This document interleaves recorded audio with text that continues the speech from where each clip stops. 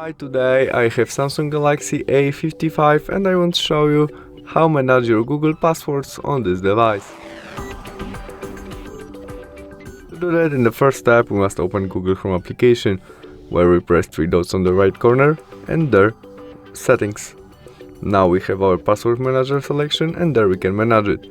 When we press this gear icon we can turn on and turn off some function, but to manage our password which our smartphone remember, we have it there. In this case to our Facebook account we press there. Now we must enter look screen to get to that. And now we can copy our email, copy our passwords, or after we press this ice icon our smartphone shows us password which remember. We can also edit it by click edit, and we can add some to our email or passwords, or we can delete something, or we can add notes to our passwords. When we change it we press save. To delete all we press delete, confirm by delete, and we don't have any saved password right now. See you soon, bye!